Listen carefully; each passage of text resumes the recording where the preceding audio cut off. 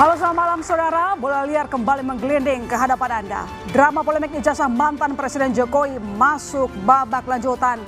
Polda Metro Jaya menerbitkan surat perintah penghentian penyidikan SP3 tersangka penuding ijazah palsu Egy Sujana dan Damai Hadi Lubis. Keduanya di SP3 beberapa waktu setelah menemui Jokowi di kediamannya di Solo. Seolah kontras, berkas trio tersangka Roy Suryo, Rismond Sianipar, Dr. Tifa telah diserahkan penyidik ke kejaksaan, namun statusnya belum P21 atau dinyatakan lengkap. Di luar ranah pidana, Komisi Informasi Pusat mengabulkan gugatan Bonatu Asilahi dan memerintahkan KPU memberikan informasi yang ditutupi pada salinan ijazah Jokowi. Bola liar muncul, apakah penyelesaian damai lewat keadilan restoratif hal yang wajar, ataukah justru bakal mengaburkan isu keaslian ijazah Jokowi? Apakah dengan keluarnya SP3 untuk Egy dan Damai Hadi Lubis justru akan menggantung tersangka lain seperti Roy, Rismond, dan Dr. Tifa? Saudara, inilah Bola Liar bersama saya, My Sister Tarigan. Kita ulas topik malam ini, saya menyapa Roy Suryo, tersangka kasus ijazah Jokowi. Selamat malam, Mas Roy. Malam. Tetap palsu. Bang Rismond Sianipar, tersangka kasus ijazah Jokowi. Bang Rismond, malam. Merdeka. Komjen Purnawirawan Susno Duaji, Kabar Reskrim Polri 2008-2009. Malam, Pak. Bang Andi Aswan, Ketum Jokman Nusantara Bersatu. Malam, Bang Andi. Malam. Damai Hadi Lubis, penerima SP3 kasus ijazah Jokowi. Selamat malam, Bang. Siap selamanya. Yakub Hasibuan, kuasa hukum Jokowi. Selamat malam, Bang Yakub. Selamat malam. Ahmad Alamsyah Syaragi, Ketua KIP 2009-2011. Selamat malam. Suparji Ahmad, Guru Besar Hukum Universitas Al-Azhar Indonesia. Selamat malam, Mas.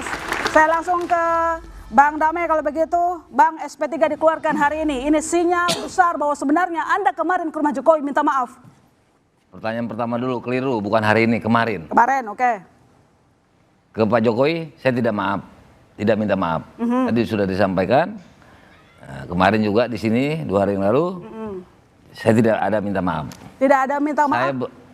Tapi tidak lama berselang Anda dari rumah Jokowi keluar restoratif justice. Benang merahnya di mana? Masa kan nggak ada apa-apa lalu kemudian benang keluar merahnya aja? adalah pada saat gelar perkara saya dan Bang Egy mengajukan nota pembelaan. Boleh saya sebut isinya? Boleh? Saya tidak terlapor. Saya belum pernah diadukan oleh Pak Jokowi melalui Dewan Kehormatan. Saya bekas sekretaris Dewan Kehormatan yang membuat putusan apabila ada pengaduan terhadap anggota kami se-Indonesia. 3 periode. Saya jurnalis. Saya belum pernah dilaporkan kepada majelis pers. Yang ada cap jempol terus kalau saya kirimkan kepada beliau, Japri maupun grup. Itu ada di BHP semua yang saya sampaikan. Oke. Oke, ada lagi? Perlu lagi nggak yang lain? Perlu dong. Perlu. Dalam laporan itu untuk kepada saya, itu diambil dari sisi diambil daripada TPU dan kawan-kawan. Itu bukan subjek hukum. Nah, ini ada Pak ini. Dan itu obscuri libelli. Di mana kaburnya itu? Remang-remangnya itu. Teman-temannya TPU sebuah organisasi, artinya organisasi atau temannya orang anggota-anggota TPU banyak sekali. Bang, tapi Anda kenapa bisa dapat restoratif justice kalau Anda nggak minta maaf? Itu nggak ada urusan sama saya. Restoratif itu KUHAP, kita kepada penyidik, bukan kepada beliau. Itu sisi hukum KUHAP. Begitu juga beliau kepada sana. Dan nyatanya saya tanggal 13 menaikkan.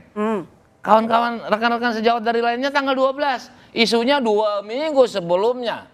Ya kan? Kemarin masih diulangi juga oleh kawan saya sendiri tuh sayangnya. 2 minggu sebelumnya. Bawa apa, naikkan apa di sana, saya nggak bawa apa-apa. Gitu loh. Nah, datang ke sana kenapa? Perlu nggak saya sampaikan? Ya kan? Itu Bang Egy minta saya. Supaya diantarkan. DHL aku dihujat sama kawan-kawan. Begitulah kira-kira ya. Dan saya mau nasihati melalui surat At-Toha. Nah itu kebetulan banyak pihak-pihak yang mendapatkan. Nah, satu lagi, saya itu pengacara, saya itu buktinya saya tidak sebagai terlapor, saya mendampingi Kurnia. Klien saya sebetulnya 4 orang, Mas Roy, Rismond, Kurnia, dan Egy Sujana sendiri. Teken kepada saya. Cuma yang baru sempat saya praktekkan adalah Kurnia. Kalau saya tidak menjadi pengacara, kalau saya terlapor, tentu saya diusir oleh penyidik di ruangan itu. Nggak bisa mendampingi Kurnia dari A sampai habis. Terima kasih. Pak Susno, tanpa minta maaf, bisakah restoratif justice diterbitkan? Baik, ini bagus sekali ya. Perkara ini adalah laboratorium nasional di bidang hukum. Kita bisa melihat bagaimana praktek hukum di Indonesia. Ya, apakah jalannya bagus atau tidak. Oke, kita kembali sempitkan lagi kepada SP3, apakah ada kaitannya dengan RJ, apa tidak. Karena RJ itu kan kedua belah pihak harus saling memaafkan. Dan RJ itu sebenarnya di dalam hukum acara pidana kita yang dulu, yang dimana kasus ini terjadi, itu belum ada. Belum diatur secara hukum.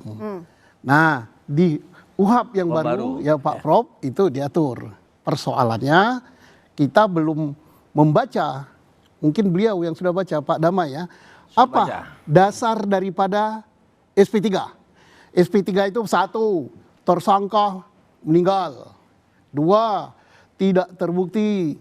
4, delik aduan tapi dicabut, dan sebagainya, apa pertimbangannya. Itu akan lihat. Kalau misalnya di dalam pertimbangan itu dicantumkan bahwa telah terjadi RJ. Nah, berarti ada karena RJ, bukan karena tidak terbukti, bukan karena dan sebagainya. Nah, timbul pertanyaan, RJ itu tidak ada di UHAP yang lama, tapi di UHAP yang baru ada. Nah, menurut azas hukum, manakala ada peraturan baru yang berlaku, dan peraturan baru itu menguntungkan bagi tersangka, itu tersangka bisa memilih untuk tunduk pada aturan yang baru. Itu boleh saja RJ, artinya sah itu. Tapi kalau dikasih SP3 artinya sebenarnya sinyal besarnya memang sempat ada saling memaafkan antar kedua pihak. Saya tidak mengatakan bahwa itu saling memaafkan. Kan statement Pak Jokowi kan jelas sekali kan, bahwa tidak mempersoalkan apa, akan silaturahmi dan sebagainya. Nah, itu tinggal nurani masing-masing berbicara itu bagaimana, saya tidak tahu pembicaraan itu. Dan maaf ini penonton mungkin lihat ya, saya duduk di sini, saya bukan berarti pihak sini, bukan pihak sana ya. Saya duduknya di sana. Saya mengkaji sesuai dengan apa pengetahuan saya selaku penyidik. Tapi kursi itu hanya 2 kursi gitu. Saya tadi hampir duduk di atas mic itu. Kombes Budi bilang sebenarnya keduanya kan meminta restoratif justice tuh. Artinya kan memang ada kesepakatan antara keduanya begitu untuk saling memaafkan. Akan terjawab manakala Pak Damai menceritakan apa pertimbangan hukum di dalam SP3 itu. Itu bukti autentik itu. Apakah memang karena telah terjadi RJ, apa karena bukan tindak pidana, apa karena tersangka meninggal, apa karena kalau delik aduan ini dicabut dan sebagainya. Itu ada gak klausalnya apa itu. Nah, mungkin ada kesepakatan itu tidak baik dipublikasi atau apa-apa, terserah beliau itu. Bang Andi, jadi isi kesepakatan yang Anda tahu itu apa? Sampai akhirnya dikeluarkan, diterbitkan SP3 untuk Egy dan juga Bang Damai? Kita harus lihat dari sejarah ke belakang dulu sebetulnya ya. Jadi tanggal 17 Desember, rekan kami dari Rejo, Bang Darmizal, berikut Bang Rahmat, itu bertemu dengan Bang Egy itu di rumahnya di Bogor. Sebelumnya tanggal 16 per telepon, ya, sebagai sahabat lama, sesama aktivis, ya, dia menanyakan bagaimana kesehatan Bang Egy. Bang Egy yang mengeluh di situ. Dia mengeluh nggak ada temen gua yang dukung gua di sini. Gua lagi sakit cancer stadium 4 nih. Gua kanker usus. Kaget Bang Egy. Oke, kalau begitu aku datang aja ke rumah Bang Egy. Ya lu datang deh, jam berapa? Jam 10. Iya, ditunggu gitu. Datanglah. Tanggal 17. Bercerita Bang Egy mengenai penyakitnya. Dan masalahnya dia ini harus pergi ke Penang untuk check up lagi gitu loh. Karena dokter dia di sana untuk bicara itu. Nah, kemudian dia juga ada sebuah buku, dia menulis tuh. Yang ngambil video itu ada Bang Darmizal itu, ya. Dia menulis di situ, untuk saudaraku seiman, seislam. CBM, cerdas, berani dan militan. Nah, setelah itu tanggal 17 itu ya ada jeda gitu kan. Bang Egy ini baru terbuka ya. Bang Egy datang ke kantornya Bang Darmizal tanggal 5 Januari. itu atas inisiatif Bang Egy Sujana sendiri meminta ke Bang Darmizal untuk memfasilitasi bertemu dengan Pak Jokowi. Tanggal 5 Januari di kantornya Bang Darmizal. Itu ada bukti fotonya ada untuk itu ya. Nah disitulah Bang Egy bilang, lu tolong buat aja appointment ya. Semuanya itu saya yang tanggung sendiri buat saya gitu loh. Jadi kita ketemunya nanti di Solo kalau sudah oke. Tanggal berapa? Oke, tanggal 8 jam 4 sore. Ya. Bang Damai ini diajak nih nggak tahu prosesnya, hanya diajak oleh Bang Egy gitu. Pada saat itu. Karena Bang Darmizal juga tahu ternyata ada Bang Damai juga diajak. Karena terpisah nih. Jam 3:30 Bang Darmizal itu sudah ada di rumah singgah. Ya. Bang Egy datang jam 4.30 di situ. Nah, di situ Bang Egy minta untuk disteril nih. Jalanan, tidak ada yang namanya wartawan apa gitu lah. Dia tidak mau lah ada namanya publikasi semacam itu ya. Kemudian masuklah Ibu Elida dengan Bang Rahmat ya, bercerita dulu lah dengan Pak Jokowi, mungkin pembukaannya seperti apa kan begitu. Baru Bang Damai, Bang Egy, Bang Darmizal masuk situ.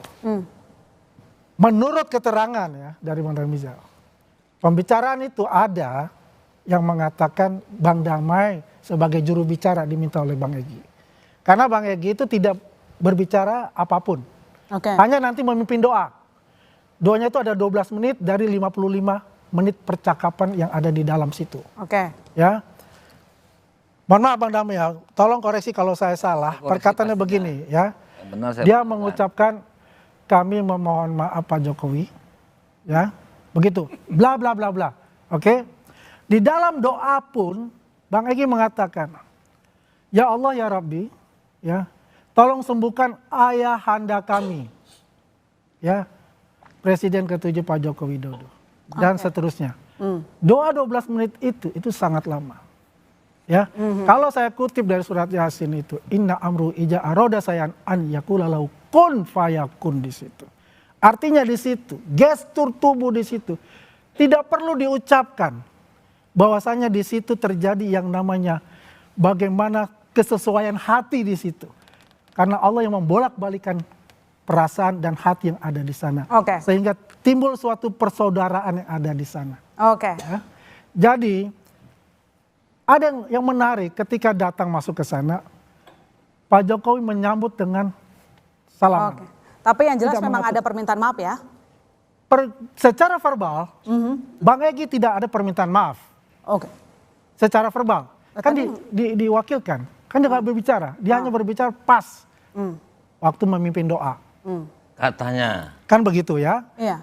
Ini kan ada dua saksi di dalam. Katanya itu. Katanya Darmizal. Gitu kan? Nah, terserah kalau dia ini. Kan kita paham betul bagaimana RJ itu kan prosesnya seperti apa. Nggak mungkin itu tidak akan terjadi. Dan Pak Jokowi tidak akan mempersalahkan. Mau diucapkan atau tidak diucapkan. Yang penting adalah sisi kemanusiaan beliau melihat keadaan dan kondisi Bang Egy Sujana yang notabene adalah sebetulnya sahabat beliau. Kenapa saya katakan sahabat beliau? Tahun 2012 Bang Egy Sujana itu membantu juga Pak Jokowi dalam tim kampanyenya juga. Kan itu. Dan 2006 ketika pembukaan LBH-nya Bang Egy dengan Bang Todung Mulya Lubis yang resmikan adalah Pak Jokowi. Begitu loh. Bang Damai, Anda mendengar, Anda melihat gestur permintaan maaf dari Bang Egy? Kan Anda ikut? Lebih baik versi saya aja. Ini versi kan Anda. saya yang hadir. Iya. Dan sudah saya sampaikan ke publik dan Bang Egy juga sudah sampaikan publik. Dia juga nggak salah kalau beliau dengar ceritanya seperti itu. Kan gitu. Karena berubah-ubah. Sekarang saya jadi juru bicara kan. Nah, itu yang masuk pertama adalah pengacara Bang Egy, 20 menit kemudian baru saya. 5 menit kemudian atau 3 menit ya, baru Bang Egy yang masuk. Jadi kalau jubir itu kan artinya udah kumpul semua ya. Itu sebuah teori. Mungkin Bapak sebagai penyidik ini ahli, pakar ya, praktisi tahu. Setelah itu saya kembali kepada tanggal 16 April. Ini gambarannya hampir sama. Saya bicara secuil artinya. Ketika Ibu Kurnia, saya ngatur duduk itu. Bu Kurnia, kau perempuan, kau di tengah, kau duduk. Supaya agak adem. Karena kita kan ini isunya mau geruduk. Padahal suratnya klarifikasi ya kan, silaturahmi dan investigasi. Investigasi ini dibolehkan dalam rangka peran serta masyarakat. Oke. Setelah bicara berdua, Pak Damai. Oke. Nanti dulu, artinya saya sampaikan, Pak Jokowi, apa yang sudah sampaikan kawan-kawan ini cukup.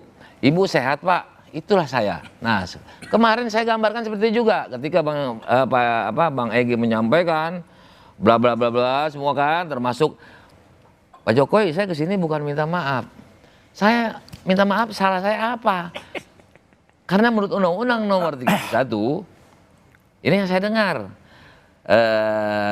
Undang-Undang Nomor 31 tahun 2014 tentang Lembaga Perlindungan Saksi Korban, pasal 10, saya ini nggak bisa dilapor. Apalagi saya ini dilindungi oleh Undang-Undang Advokat dan lain-lain. Poin strongnya adalah Undang-Undang 31 yang pertama kali disebut. Nah, saya ditanya, ya kan, giliran lah gitu. Saya bilang, 2 kali saya ulang. Dari sisi hukum, apa yang disampaikan Bang Egy itu, saya sama. Baik, gitu. Sebelum kita lanjutkan dialog kita. Pak Jokowi bilang, ya understanding lah. Sudah. Nah ini sudah diucapkan, sepertinya sama-sama lah. Artinya restoratif justice ini saya terserah, yang penting saya di SP3. Baik. Saya punya nota pembelaan dan faktual. Baik, kita dengarkan dulu pernyataan dari Egy Sujana setelah menerima SP3, saudara. Saya datang, Pak Jokowi yang saya hormati, saya berharap jangan salah info. Saya kesini mungkin Bapak terima, mungkin pembisik-pembisiknya menyatakan Egy datang meminta maaf. No way, jelas ya.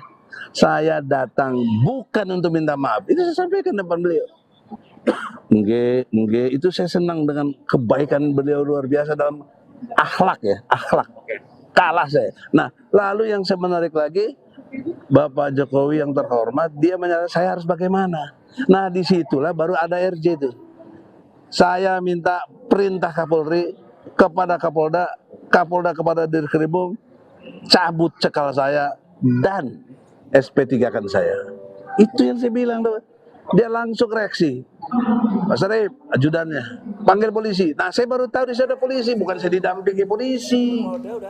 Oke, Mas Roy, Anda masih yakin tidak ada permintaan maaf dari Bang Damai dan juga Bang Egy? Saya lebih percaya statement langsung dari Bang Egy yang tadi siang itu di Bandara Soekarno-Hatta dengan Bang Damai Lubis daripada para termul yang hanya dengar-dengar dari orang lain. Itu jelas, tidak ada minta maaf, dan sudah jelas bahwa Bang Egy juga menyatakan mengutip surat At-Toha, ya, mengibaratkan bagaikan Nabi Musa dan Nabi Harun datang ke Fir'aun. Jadi apakah yang di Solo itu Fir'aun? Ya saya nggak ngerti itu kata-katanya Bang Egy. Meskipun sudah diterbitkan SP3, Anda tetap yakin? SP3 itu, nih aku udah pegang nih suratnya SP3. Ya, silakan diteliti dan mungkin silakan apakah itu Propam ataukah itu nanti tim dari kepolisian, Pak Susno. Tolong dilihat, surat ini itu pertimbangannya nggak ada. Jadi 1, 2, 3, 4, 5, 6 itu adalah laporan dari Jokowi, Lecumanan, Kamis Samuel Second, kemudian juga dari Ade Kurniawan. Kemudian penetapan TSK, SPDP. Ya. Nah setelah itu langsung loncat SP3. Jadi harusnya kan ada RJ, ada restoratif justice, ada juga permohonan maaf. Dan dalam KUHP yang baru, di pasal 79, itu ada syarat. RJ harus dilakukan secara tertulis. Dan RJ itu ditangani di Polda Metro Jaya, bukan polisinya datang ke Solo. Ini apa-apaan ini? Ini pengkhianatan besar terhadap KUHP yang baru berlaku beberapa hari yang lalu. Dan artinya begini, dengan adanya ini, satu lagi yang harus dipecahkan, Mbak Alona dan juga semua pemirsa. Jokowi itu melaporkan 5 orang. RS Roy Suryo, RHS Rismon, TF Dr. Tifa, kemudian ES Egy Sujana, dan K Kurniawan. Betul, Bang Damai Hairul-Lubis tidak dilaporkan. Kok bisa orang yang tidak dilaporkan dicabut oleh Jokowi? Jokowi kan gak melaporkan DHL. Dan kalau mau mencabut satu ini, kenapa bisa ini dicabut satu di antara 5? Ini di splitsing dulu. Kita bicara de jure, bukan hanya de facto. Bang Yaakob, Mas Roy mempertanyakan kok bisa pencabutan dilakukan oleh pihak polisian. Nanti dijawab Bang Yaakob, kami silakan kembali saudara. Tetap di Bola Liar.